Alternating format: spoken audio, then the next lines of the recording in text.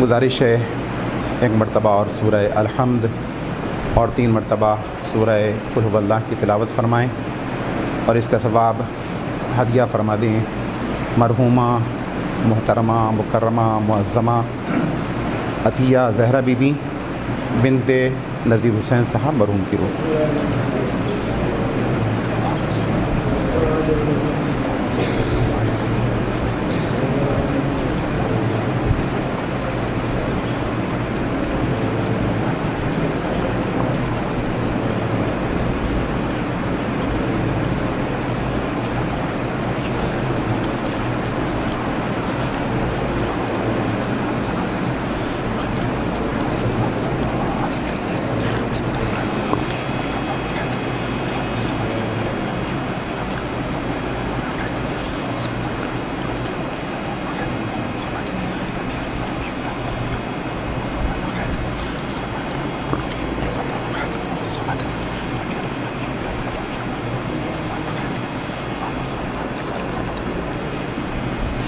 اعوذ باللہ من الشیطان اللعین الرجیم لا حول ولا قوة الا باللہ العلی العظیم بسم اللہ الرحمن الرحیم الحمدللہ ولی المؤمنین وارث الصادقین صریخ المستصرخین غیاث المستغیثین قاسم الجبارین مبیر الظالمین مدرک الحاربین الذي يؤمن الخائفين وينجي الصالحين ويرفع المستضعفين ويضع المستكبرين ويهلك ملوكا ويستخلف آخرين اللهم إنا نشكو إليك فقد نبينا وغيبة ولينا وكثرة عدونا وقلة عددنا وشدة الفتن بنا وتظاهر الزمان علينا فصل وسلم وبارك على عبدك ونبيك وحبيبك وصفيك نبي الرحمة ومنقذ الأمة صاحب الوقار والسكينة المدفون بأرض المدينة النبي الأمي المكي المدني القرشي الحاشمي المطلبي الأبطحي البطحي التهامي الحجازي العربي العبد المؤيد والمحمود الأحمد والنبي الممجد والرسول المسدد والمصطفى الأمجد مولانا أبي القاسم محمد وآله الطيبين الطاهرين المعصومين المنتجبين المنتخبين المظلومين ولعنة الله الدائمة الباقية على أعدائهم وغاصبي حقوقهم وقتلتهم ومنكري فضائلهم ومصائبهم أجمعين من يومنا هذا إلى صباح يوم الدين أما بعد فقد جاء في التنزيل بسم الله الرحمن الرحيم اهدنا الصراط المستقيم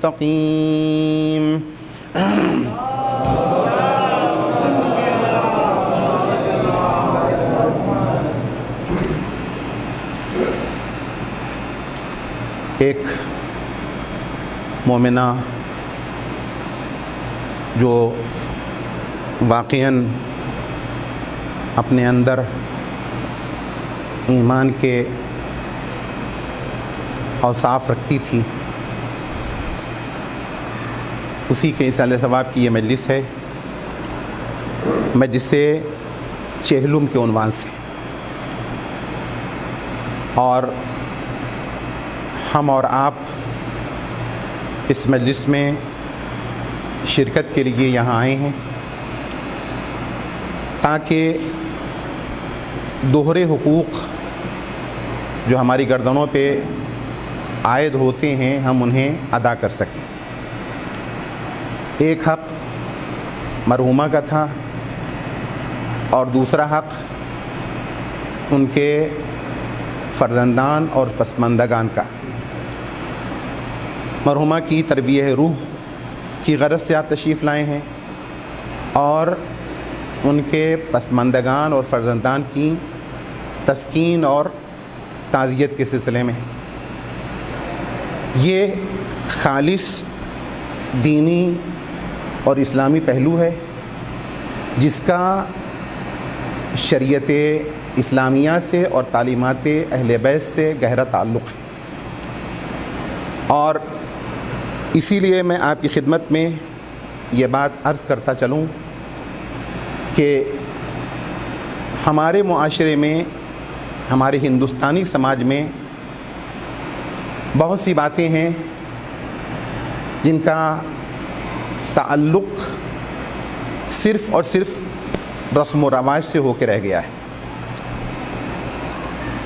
انہی میں یہ ایثار ثواب کے پروگرام بھی آتے ہیں، حتیٰ کہ تشییع جنازہ. لوگ کسی کی نماز جنازہ بھی پڑھیں گے، کسی کے دفن میں بھی جائیں گے، تو اس میں بھی زیادہ تر دنیاوی پہلو ذہن میں ہوگا، اور یا پھر ٹریڈیشن اور رسم و رواج پہ مر گئے ہیں، معاشرے میں ہیں، ایسا ہوتا ہی ہے، ہمیں بھی کرنا ہے، اور یا پھر فلاں صاحب کو منہ دکھانا ہے، دنیاوی پہلو، اور یا پھر بدلے کی ذہنیت، وہ ہمارے یہاں آئے تھے تو ہم کیوں نہ جائیں. عزیزان محترم، تفصیل میں گئے بغیر براہ راست آپ کی خدمت میں عرض کروں کہ یہ دین سے، مذہب سے ہماری ناواقفیت ہے کہ ہم عبادت کو بھی دنیا داری بنا دیتے ہیں. ایک صلوات پڑھ دیں بر محمد و آل محمد.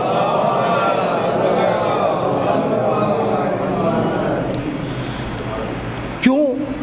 اس لیے کہ اصل میں عمل کی کیفیت کا دار و مدار انسان کی نیت پر ہوتا ہے. ایک ہی عمل ہے جسے آپ انجام دے رہے ہیں، وہی عمل ایک ہی وقت میں عبادت بھی ہو سکتا ہے اور وہی عمل شرک بھی بن سکتا ہے. ایک ہی عمل اللہ سے تقرب کا وسیلہ بھی بن سکتا ہے اور ہمیں جہنم رسید بھی کر سکتا ہے. صرف اور صرف اس میں کمال ہے ہماری نیت کا.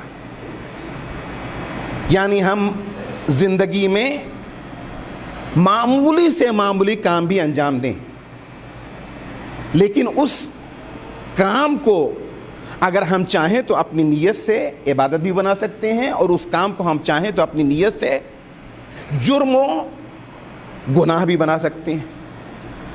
مثال کے طور پر میں آپ کی خدمت میں عرض کر دوں کہ جیسے ہمارے سامنے کسی نے گلاس میں جوس لا کے رکھا، اب ہم جوس پئیں گے، پھل کا جوس ہے تو اس سے طاقت تو پیدا ہوگی. اب اگر ہماری نیت یہ ہو کہ اس جوس کے پینے سے ہمارے اندر جو توانائی آئے گی، جو انرجی پیدا ہوگی، جو طاقت حاصل ہوگی ہمیں اس سے، ہم اسے اللہ کی راہ میں استعمال کریں گے، عبادت کریں گے، بندگان خدا کی خدمت کریں گے، تو جہاں تقرب الی اللہ کا قصد آیا، جہاں اللہ ذہن میں آیا، آپ کا یہ جوس پینا عبادت بن جائے گا. لیکن اسی کے ساتھ ساتھ وہی جوس اسی جگہ بیٹھ کر آپ پی رہے ہیں، لیکن تصور یہ پیدا ہو کہ اس سے جو طاقت ملے گی، میں ابھی اس سے فلاں صاحب کا مقابلہ کروں گا اور انہیں ایسی سزا دوں گا، ایسے ہاتھ رسید کروں گا کہ انہیں زندگی بھر یاد رہے گا. مثال کے طور پہ مجھے یہ توانائی اور طاقت جو حاصل ہوگی، اس کے ذریعے سے میں فلاں کے حق میں ظلم ڈھاؤں گا، مثال کے طور پہ اس سے فلاں غلط کام کروں گا، اس سے میں گناہ کی طرف آگے بڑھوں گا. تو آپ کا یہی جوس پینا باعث گناہ ہو جائے گا، باعث معصیت ہوگا، اللہ سے دور کر دے گا. نماز آپ پڑھتے ہیں، جوس کی تو جانے دی یہ مثال بڑی سادہ سی مثال ہے. نماز کتنا مقدس عمل ہے، کتنا عظیم عمل ہے.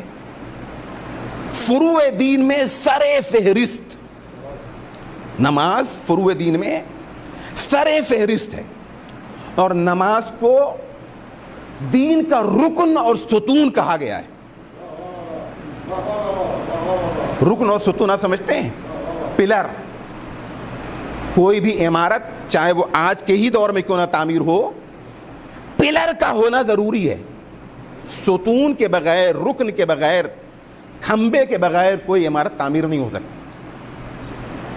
ستون عمارت کو روکے رہتا ہے، اس کی بقا کا ذریعہ ہوتا ہے، لیکن اگر وہی ستون ہٹا دیا جائے تو مضبوط سے مضبوط عمارت منہدم ہو جائے گی۔ نماز کو دین کا رکن کہا گیا ہے، دین کا ستون کہا گیا ہے۔ یعنی اگر کسی کو دیندار ہونے کا دعویٰ ہو تو یہ دیکھو کہ نماز پڑھتا ہے یا نہیں۔ اگر نماز پڑھتا ہے تو اس کے پاس دین ہے، اور اگر نماز نہیں پڑھتا ہے تو کتنا ہی ماتم کرتا ہو، کتنا ہی مجلسیں کرتا ہو، کتنا حسین پہ گرگیا کرتا ہو، کتنے ہی نیک کام انجام دیتا ہو، وہ دیندار نہیں ہے۔ کیوں؟ اس لیے کہ ستون ہی نہیں تو عمارت کہاں سے ہوگی؟ صلوات بر محمد وآل محمد۔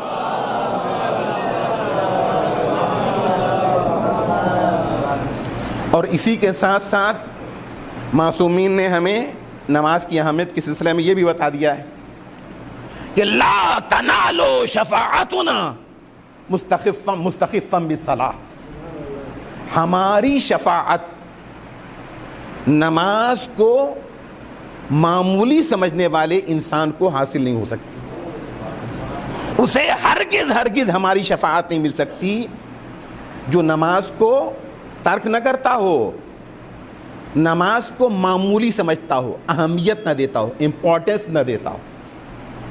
کتنی بڑی بات ہے، ملاحظہ فرمائیے۔ آج کے معاشرے میں، آج کے سماج میں ہم تمام چیزوں کو اہمیت دیتے ہیں سوائے نماز کی۔ نماز کی اہمیت نہیں ہے۔ امام خمینی تابہ سراہ نے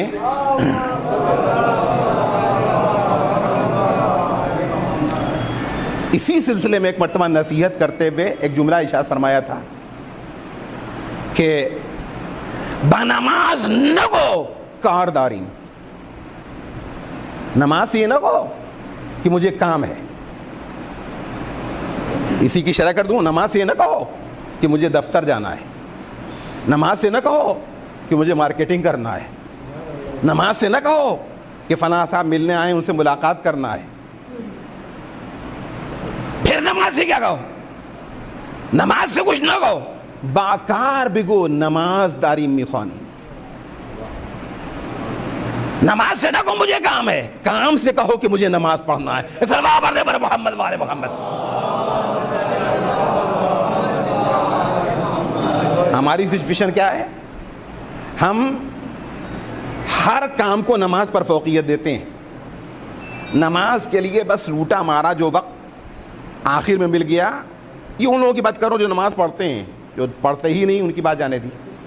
تو یہ نماز کو امپورٹنس نہ دینا ہے، اہمیت نہ دینا ہے۔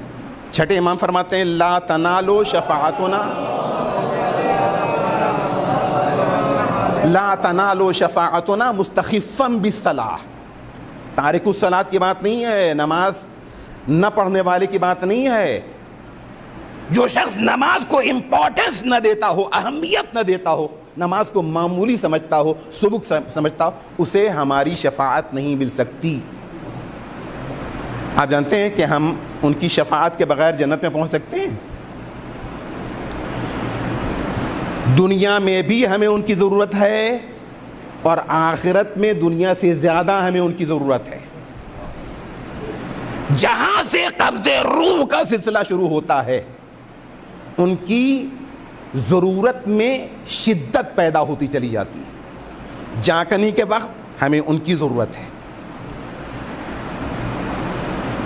قبر میں اتارے جانے کے وقت ہمیں ان کی ضرورت ہے، منکر نکیر سے سوال کے موقع پر، منکر نکیر کے سوال کے موقع پر ہمیں ان کی ضرورت ہے، فشار قبر سے بچنے کے لیے ہمیں ان کی ضرورت ہے، آخرت میں قیامت کے دن میزان کے مرحلے میں ہمیں ان کی ضرورت ہے، صراط کی منزل میں ہمیں ان کی ضرورت ہے، حساب و کتاب کے موقع پر ہمیں ان کی ضرورت ہے، سزا و جزا کے استحقاق کے سلسلے میں جب بات طے ہوگی ہمیں اس کی ضرورت ہے، نام اعمال داہنے ہاتھ میں ملے گا یا بائیں ہاتھ میں، اس مرحلے میں ہمیں ان کی ضرورت ہے، جنت و جہنم کی تقسیم کے موقع پر ہمیں ان کی ضرورت ہے، حوض کوثر پر ہمیں ان کی ضرورت ہے، جنت کے دروازے پر ہمیں ان کی ضرورت ہے، اللہ تک پہنچانے کے لیے ہمیں ان کی ضرورت ہے،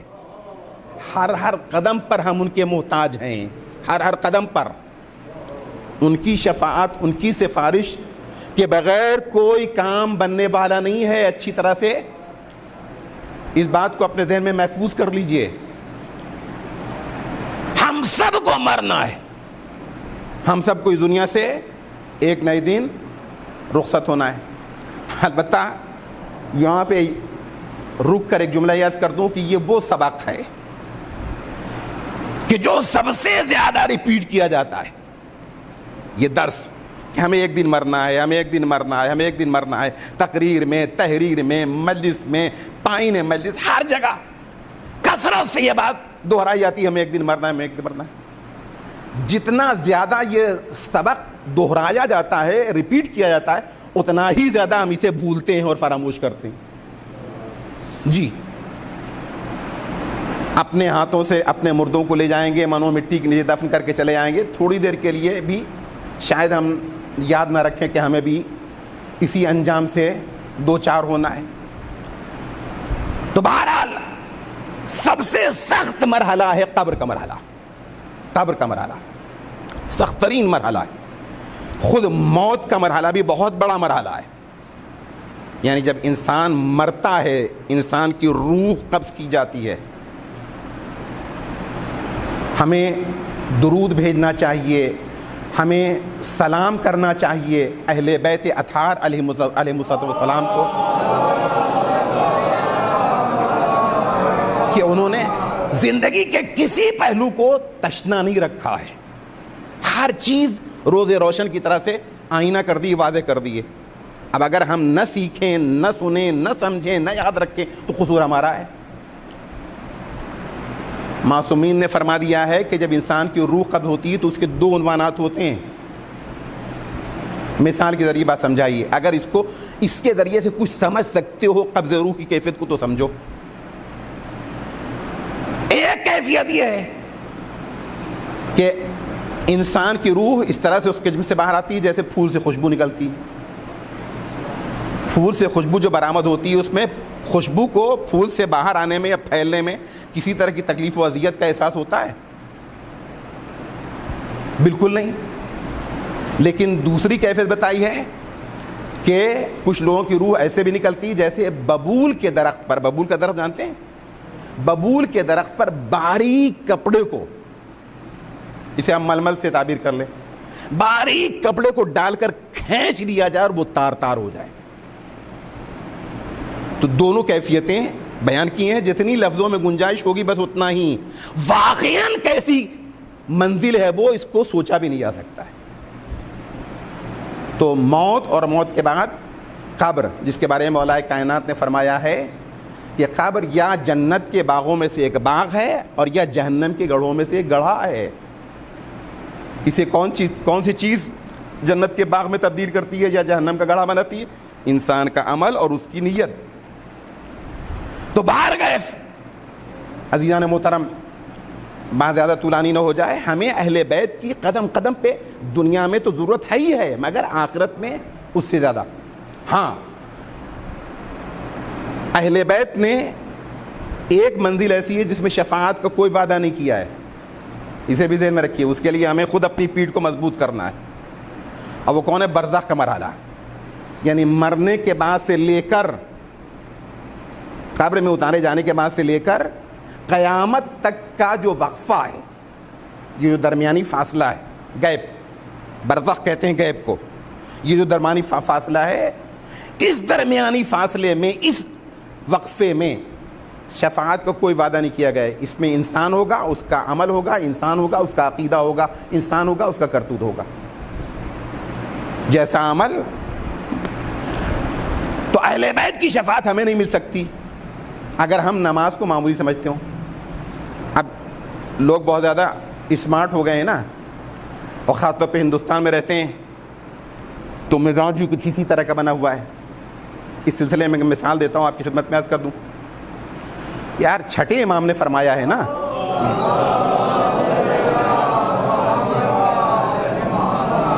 ہم تو 14 معصومین کے ماننے والے ہیں, تو اگر چھٹے امام نے انکار کر دیا کہ ہم شفاعت نہیں کریں گے, تو 14 میں سے ایک کم 13 تو ہیں نا, 13 تو شفاعت کریں گے. رسول اللہ نے تو انکار کیا نہیں, مولا کائنات نے تو انکار کیا نہیں, شہزادی نے تو انکار کیا نہیں. ہم شہزادی کہیں گے ہم آپ کے لال کا ماتم کرتے رہے ہیں زندگی بھر, آپ ہماری شفاعت کیجئے. مولا سے کہیں مولا ہم آپ کی محبت کا دم بھرتے رہیں زندگی بھر, آپ ہماری شفاعت کیجئے. تو بقیہ 13 معصومین ہیں, ان میں سے کوئی نہ کوئی شفاعت کر دے گا, بیڑا پار. عزیزو, یہ ہندوستانی سماج کا معاملہ نہیں ہے, ہندوستانی فکر کا معاملہ نہیں ہے. ہندوستانی فکر بار بار اس لیے کہہ رہا ہوں کہ مثلا فرض کر لیے کہ شادی ہے کسی کے ہاں, آپ نے مجھے بلایا نکاح پڑھنے کے لیے. اس طرح کے واقعات آئے دن پیش آتے رہتے ہیں. وہاں جو پہنچے تو معلوم ہے کہ کچھ غیر شرعی رسمیں انجام پا رہی تھیں, مکس گیدرنگ تھی مثال کے طور پر, یا شنکر پرشاد کی غذائیں تقسیم ہو رہی تھیں اسٹارٹر کے نام پر, یا میوزک بج رہی تھی, یا اور اس طرح کے کچھ. تو اب ہمارے بس میں کچھ تو تھا نہیں, ہم نے احتجاج کیا, ہم نے کہا ہم نکاح نہیں پڑھے, واپس جا رہے. بجائے اس کے کہ آپ شرمندہ ہوں, آپ کی پیشانی پہ بال پڑ جاتے ہیں, جائیے نہیں نکاح پڑھیے گا. بنارس میں کیا بس ایک ہی مولوی؟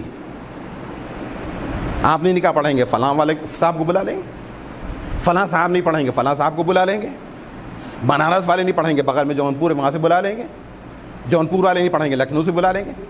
یعنی مزاج یہ ہے کہ جب جیب میں پیسہ ہے اور بازار میں مولوی, تو پھر کمی کس چیز کی ہے؟ اس مزاج والے یہ سوچیں گے کہ اگر چھٹے امام نے انکار کیا ہے تو ہم پہلے امام سے شفاعت کروا لیں گے. پہلے امام شفاعت نہیں کریں گے, دوسرے امام سے, دوسرے امام شفاعت نہیں کریں گے, تیسرے امام سے, کوئی نہ کوئی شفاعت کر دے گا. وہاں رسول اللہ نے سارا قصہ پہلے ہی تمام کر دیا, یہ کہہ کے اولنا محمد و اوسطنا محمد و آخرنا محمد و کلنا محمد. ہمارا اول بھی محمد, ہمارا اوسط بھی محمد, ہمارا آخر بھی محمد, ہم سب کے سب محمد. کیا مطلب؟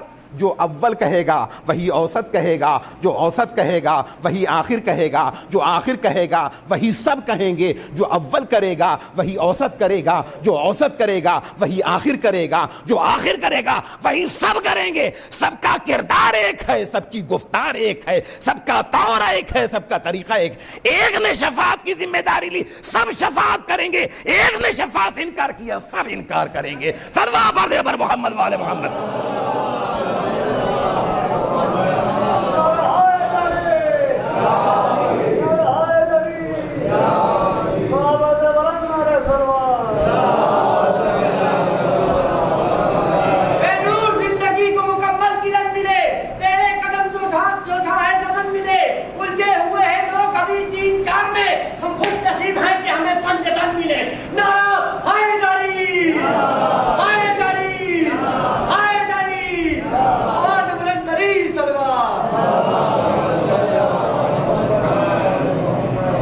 تو نماز اتنی اہم چیز ہے, دین کا رکن ہے.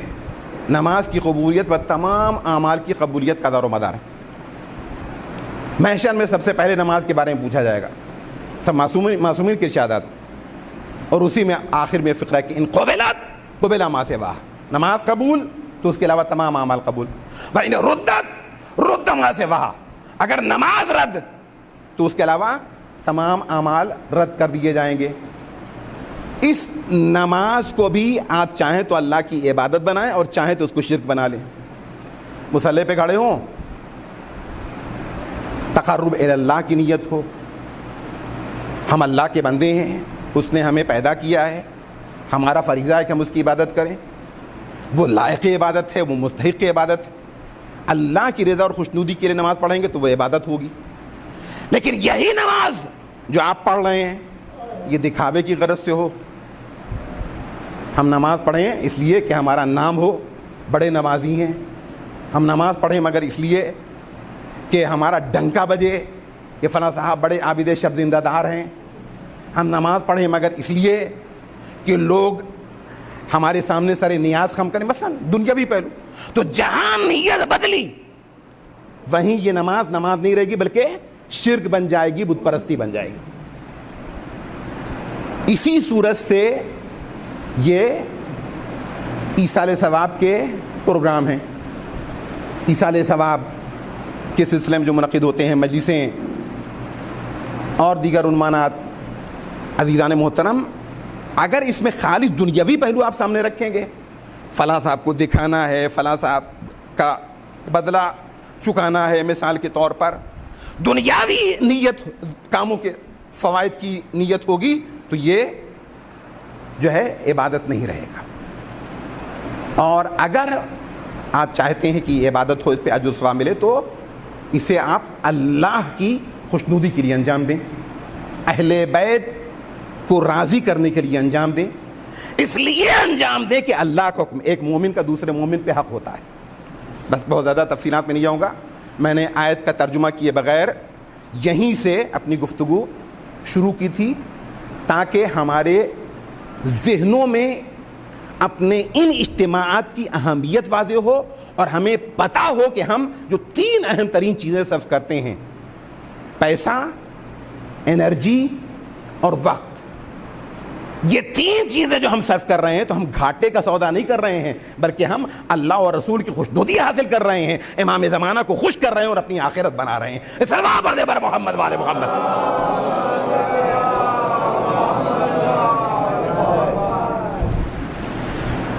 और जब हम कोई काम अल्लाह और रसूल के लिए अंजाम दें तो फिर हम ये भी सोचेंगे कि इसका असल मकसद क्या है। दुनिया के लिए अंजाम देंगे तो फिर दुनियावी मकासद ज़हन में होंगे, दुनियावी फ़वाइद ज़हन में होंगे, या जल्ब मनफ़अत और या दफ़ ज़रर।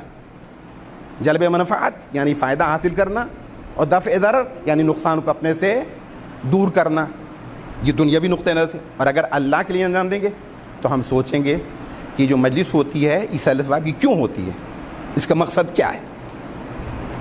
कुरान पढ़ा जाता है, क्यों पढ़ा जाता है, इसका मकसद क्या है। ज़िक्र अहले बैत होता है, क्यों किया जाता है, इसका मकसद क्या है। नस्र और नज़्म में उनका तज़किरा होता है, क्यों होता है, इसका मकसद क्या है। हम उसकी मकसदियत पे गौर करेंगे, लेकिन ये उसी वक्त होगा जब हम अपने आप को रस्म व रवाज और ट्रेडिशन के तसव्वुर से ऊपर लाएं, तभी होगा। अल्लाह के लिए उस काम को अंजाम दें।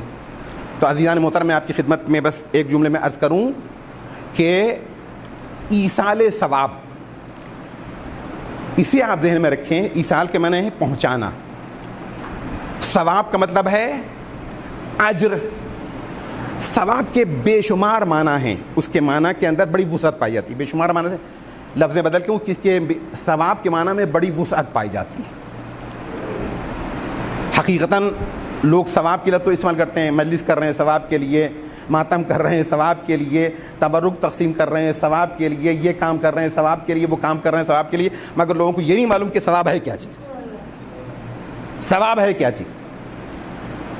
दुनिया में एक अच्छी और कामयाब ज़िंदगी बसर करने के लिए आपको जिस तरह कुछ वसाइल और असबाब चाहिए होते हैं, उसी सूरत से आखिरत में भी आपको वसाइल व असबाब की ज़रूरत है। मुमकिन है कि हमने अपने अमल से उसको इकट्ठा न किया हो। मिसाल के तौर पे फ़र्ज़ कर लिए हम सफ़र में कहीं जा रहे हैं, तो हम वहाँ जाएंगे तो हमें वहाँ किस किस चीज़ की ज़रूरत है। खाने पीने की चीज़ों की अगर ज़रूरत है तो खाने पीने की चीज़ साथ ले जाते हैं, बिस्तर की ज़रूरत है तो बिस्तर अपने साथ ले जाते हैं, और دیگر چیزوں کی ضرورت ہے تو اس کا بندوبست کرتے. آخرت میں ہمیں کن کن چیزوں کی ضرورت ہے یہ ہمیں نہیں معلوم, یا اگر معلوم بھی ہے تو ہم اس پہ توجہ نہیں کرتے.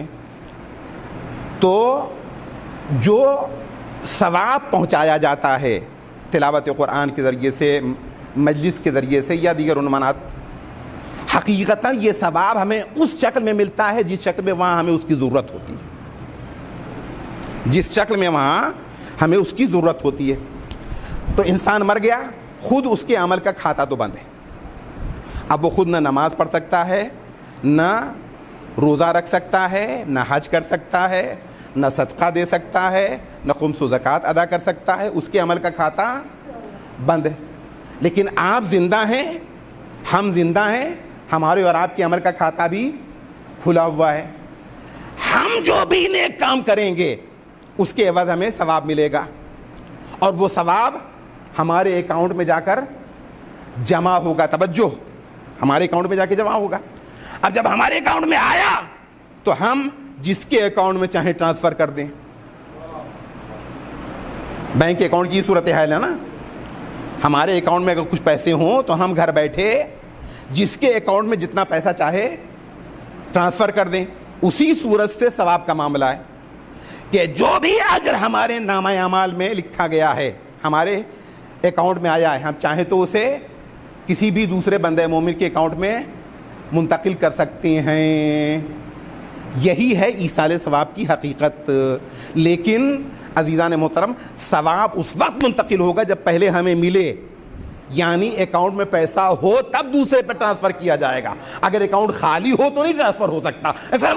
محمد والے محمد.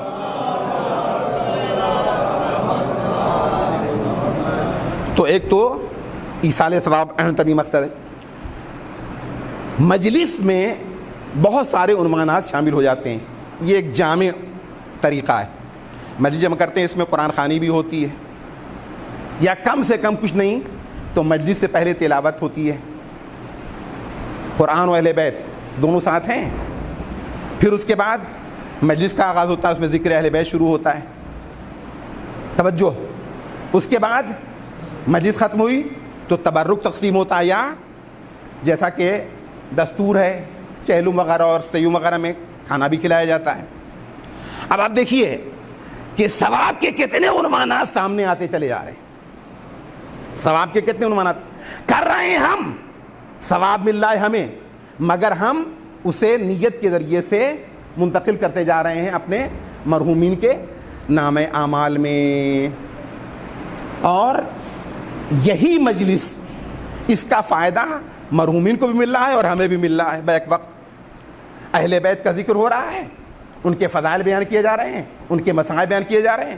فضائل سنتے ہیں, ہماری روح ایمانی خوش ہوتی ہے, روح ایمانی خوش ہوتی ہے, دل خوش ہوا, ان محبت میں اضافہ ہوا, محبت میں اضافہ ہوا تو ان سے تقرب میں بھی اضافہ ہوا, ان سے وابستگی میں بھی اضافہ ہوا, ان سے اٹیچمنٹ میں بھی ایسا اضافہ ہوا. جتنا اہل بیت کے قریب آتے جائیں گے اتنا اللہ سے قریب ہوتے چلے جائیں گے. صلوات پڑھتے پر محمد والے محمد.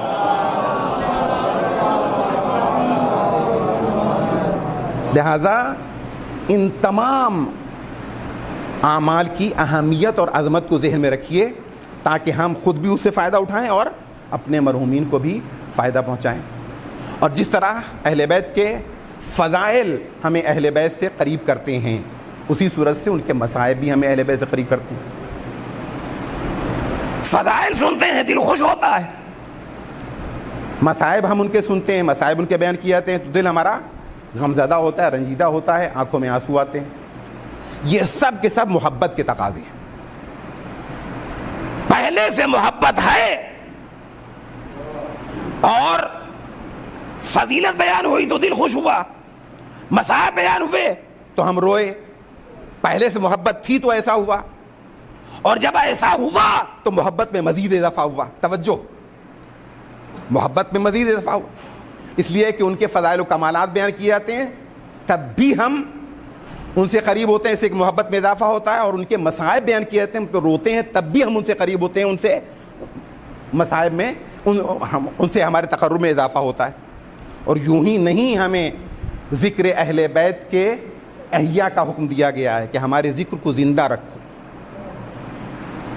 مظلوم کربلا کی عزاداری پر یوں ہی زور نہیں دیا گیا ہے، اس میں بے شمار، ہم چاہیں جانتے ہوں نہ جانتے ہوں، ہم نے اس میں بھی دنیا شامل کر رکھی ہے، سیاست آ گئی ہے، پریسٹیج آ گئی ہے، مقابلے بازی آ گئی کی ذہنیت آ گئی ہے، اور دوسرے بہت سارے پہلو عزاداری میں شامل ہو گئے، لیکن ہمیں عزاداری کے مقدس عمل کو تمام دنیاوی پہلوؤں سے پاک و پاکیزہ بنانے کی ضرورت ہے، تاکہ ہم دنیا اور آخرت میں اس کے فوائد سے پورے طور پر سرشار ہو سکیں۔ عزیزان محترم، جو اس قدر تاکید کی گئی ہے اور ہمیں بتایا گیا ہے، تشویق کی گئی ہے کہ جس وقت ہم مجلس حسین منعقد کرتے ہیں تو فرش مجلس پہ معصومین آتے ہیں، شہزادی تشریف لاتی ہیں، اور ہمیں اپنے آنسوؤں کا حساب معلوم ہو یا نہ معلوم، لیکن پروردگار عالم ہمارے آنسوؤں کا حساب جانتا ہے، وہ فرشتے ہمارے آنسوؤں کا حساب جانتے ہیں جنہیں ہمارے آنسوؤں کو یکجا کرنے کے لیے معین کیا گیا ہے، اور سب سے بڑھ کے شہزادی ہمارے آنسوؤں کا حساب جانتی ہیں۔ یہ آنسو ہماری بھی دنیا اور عاقبت سنوارتے ہیں، اور یہ آنسو شہزادی کونین کے زخموں کا مرہم بھی بنتے ہیں۔ عزیزو، سوچیے اور غور کیجئے کہ شہزادی تکلیف و اذیت کے کن سخت ترین مرحلوں سے گزری ہوں گی اس وقت جب شہزادی کی نگاہوں کے سامنے امام مظلوم کے سوکھے گلے پر شمر خنجر پھیر رہا تھا۔ کتنا سخت مرحلہ ہے، کتنا سخت مرحلہ ہے۔ یہ حکم ہے کہ نہیں کہ جانور کو بھی ذبح کیا جائے تو دو اہتمامات کیے جائیں۔ پہلا اہتمام یہ کہ اسے پانی پلا لیا جائے، یعنی اس کا گلا تر ہو، اور دوسرا اہتمام یہ کہ چھری کند نہ ہو، چھری تیز ہو، تاکہ اسے تکلیف و اذیت کا زیادہ احساس نہ ہو۔ عزیزو، ایک طرف تو حسین کا سوکھا گلا، فاطمہ کا لال کتنا پیاسا ہے کوئی تصور بھی نہیں کر سکتا، کوئی سوچ بھی نہیں سکتا، اور دوسری طرف شمر کا کند خنجر، وہ خنجر کبھی چلتا ہے اور کبھی رکتا ہے، کبھی چلتا ہے اور کبھی رکتا ہے، کبھی چلتا ہے اور کبھی رکتا ہے۔ ہمارا امام کتنی سخت اذیتوں میں ہے، کتنے سخت مرحلوں سے گزر رہا ہے۔ عزیزو، ایسے میں شہزادی کونین وہیں پہ موجود ہیں، عجب نہیں بار بار خنجر پہ ہاتھ رکھ دیتی ہوں، شمر میں نے اپنے لال کو چکیاں پیس کے کیا اسی دن کے لیے پالا تھا؟ اجرکم علی اللہ۔ وہ دو جملے مصائب کے سماعت فرمائیں، مرحومہ کی روح شاد ہو، ان کے لیے ایصال ثواب کا عنوان فراہم ہو، اور ہم سب کی بھی آخرت بن جائے۔ عزیزان محترم، سخت ترین مرحلہ تھا جب شمر امام عالی مقام کے گلے پہ خنجر پھیر رہا تھا۔ ہم نہیں سمجھ سکتے کتنا سخت مرحلہ ہے۔ اس مرحلے کی اہمیت اور اس مرحلے کی شدت کو امام چہارم، امام سجاد نے بھی واضح فرمایا ہے، یہ کہہ کر کہ قتل ابی عطشانہ، قتل ابی عطشانہ، قتل ابی عطشانہ، میرا بابا پیاسا مارا گیا، میرا بابا پیاسا قتل کیا گیا، میرے بابا کو پیاسا شہید کیا گیا۔ اور آپ جانتے ہیں دوسری طرف خنجر گلے پہ پھرایا جا رہا ہے، تو ایک طرف ماں بیٹھی ہوئی ہے سرہانے جو اس منظر کو دیکھ رہی ہے، اور دوسری طرف بہن ہے جو ایک ٹیلے پہ کھڑی ہوئی دہائی دے رہی ہے، یبنا سعد ایقتل ابو عبداللہ وانت تنظر۔ زینب پکارے تو کسے پکارے، کسے آواز دے اس وقت مشکل میں، لہذا خود شقی عمر سعد کو پکارا، کہا اے عمر سعد، زینب کا ماجایا قتل کیا جا رہا ہے اور تو اپنی آنکھوں سے کھڑا یہ منظر دیکھ رہا ہے۔ اجرکم علی اللہ۔ خنجر کا چلنا تھا چلا، امام کے سر و تن میں جدائی ہونا تھی جدائی ہوئی، ادھر خون ناحق کا پہلا قطرہ زمین کربلا پہ گرا، عالم میں انقلاب کے آثار برپا ہوئے۔ زمین کربلا تھی جسے زلزلہ آ رہا تھا، فرات کا پانی تھا جو نیزوں اچھل رہا تھا، درخت تھے جو آپس میں ٹکرا رہے تھے، پہاڑ تھے جو آپس میں ٹکرا رہے تھے، آسمان تھا جہاں سے خون کی بارش ہو رہی تھی، آندھیاں تھی جو فضا کو سیاہ بنا رہی تھیں۔ ایسے میں جبرائیل آواز بلند کر رہے تھے، الا قد قتل الحسین بکربلا، الا قد ذبح الحسین بکربلا۔ بس اپنے ذہن کو آمادہ رکھیے، مجلس ختم کر رہا ہوں۔ ایسے میں حسین کے اسپِ باوفا نے اپنی پیشانی کو خون سے رنگین کیا اور درے کر خیام کے اوپر درے خیمہ حسینی پر حسین کی سنانی لے کر آیا۔ عزیزو بیویاں اکٹھا ہو گئیں، اپنے ماں جائے کا ماتم کر رہی ہیں، مگر ننھی سکینہ نکلی۔ اس نے ذوالجناح سے بس ایک نہ سوال کیا، اے ذوالجناح میں تجھ سے نہ پوچھوں گی کہ میرا بابا مار دیا گیا یا زندہ ہے، اے ذوالجناح میں تجھ سے سوال نہیں کروں گی کہ سکینہ یتیم ہو گئی یا نہیں، اے ذوالجناح بس اتنا بتا دے اسقیا ابیم قتل عطشانا، کیا میرے بابا کو ذبح سے پہلے پانی پلایا گیا تھا یا میرا بابا پیاسا ہی مارا گیا؟ عجب نہیں ذوالجناح سے زبان ہاتھ سے کہو واہ عطشا واہ عطشا واہ مظلوم۔ انا للہ و انا الیہ راجعون، رضا بقضائہ و تسلیما لامرہ، سیعلم الذین ظلموا ای منقلب ینقلبون۔ پالنے والے تجھے واسطہ محمد والے محمد علیہ السلام کا، جملہ مؤمن و مومنات کو اعمال صالحہ کی توفیق عطا فرما، جو مشتاقین ہیں جو زیارات ہیں تو حج و زیارات سے مشرف فرما، ہمیں اس وقت تک دنیا سے نہ اٹھانا تک کہ تیری محمد والے محمد کی ذات ہم سے راضی نہ ہو جائے۔ کفر کو اسلام کو کفر پہ دائمی کامیابی مرحمت فرما، پرچم اسلام کو ہمیشہ کے لیے سربلند فرما، پرچم کفر و نفاق کو ہمیشہ کے لیے سرنگوں فرما۔ علماء اسلام، مراجع اعظام، خاص طور پر رہبر انقلاب کا سایہ ہم سب کے سروں پہ برقرار رکھ۔ پالنے والے ہمارے تمام مرحومین، خاص طور پہ یہ مرحومہ معظمہ مکرمہ جن کے اصال ثواب کے لیے مجلس منعقد ہوئی ہے، پالنے والے ان کو جوار سید کونین میں جگہ مرحمت فرما، ان کے درجات بلند فرما، ان کے پسماندگان اور فرزندوں کو اجر و صبر کرامت فرما۔ پالنے والے ہمیں عقید اور عمل کے اعتبار سے اس لائق بنا دے کہ امام کے ناصروں کی فہرست میں شامل ہو سکیں۔ معبود ہمارے امام کے ظہور میں تعجیل فرما، آمین یا رب العالمین بحق محمد وآلہ الطاہرین۔ آخر میں ایک مرتبہ پھر سورہ الحمد اور 3 مرتبہ سورہ اخلاص کی تلاوت کریں اور اس کا ثواب مرحومہ کی روح کو ہدیہ کریں۔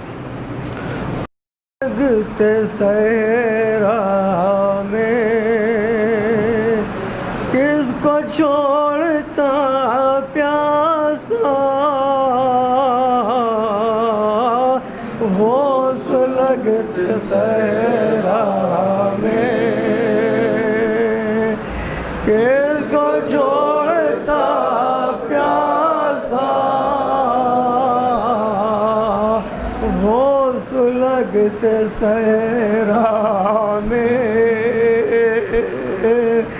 کس کو چھوڑتا پیاسا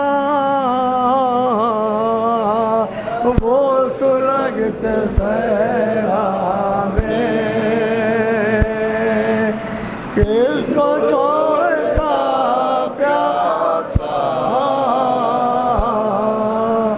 چھوڑ کر سبھی لوگوں چھوڑ کر سب لوگوں خود چلا گیا پیاسا روز لگتے صحرا میں، پیاسا دل کا خون جتنا تھا سب پلا دیا اس نے، دل کا خون جتنا سب پلا دیا اس نے، پھر بھی وہ زمانہ تھا، پھر بھی وہ زمانہ تھا، پھر بھی وہ زمانہ تھا،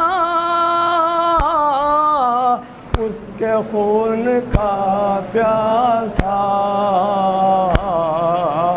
وہ سلگتے صحرا میں کس کو چھوڑتا پیاسا چھوڑ کر سبیلوں کو چھوڑ کر سبیلوں کو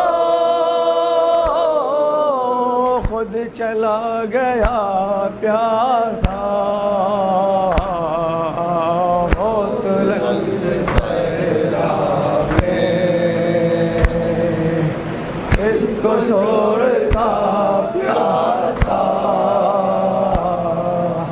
بارشوں میں تیروں کے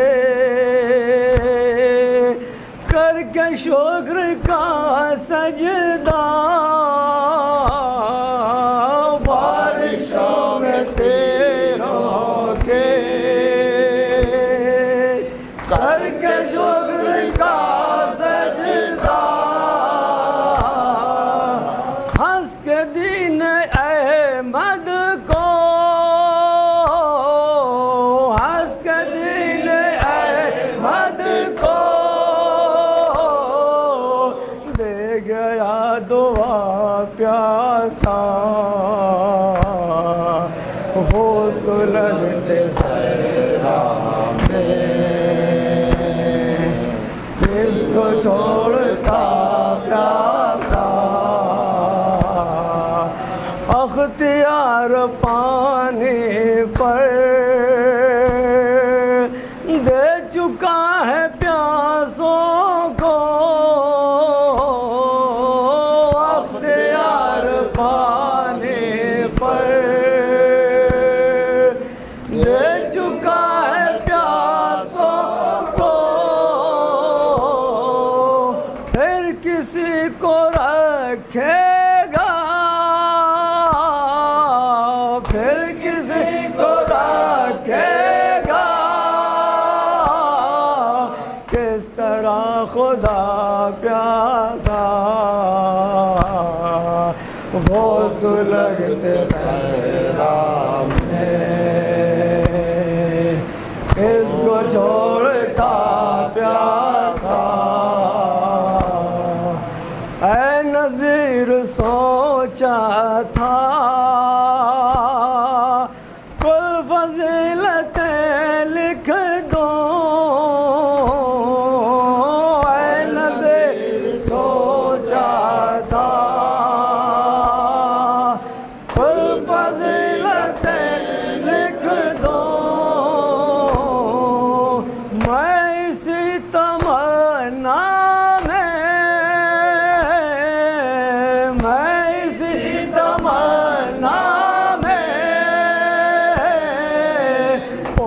بھر رہا پیاسا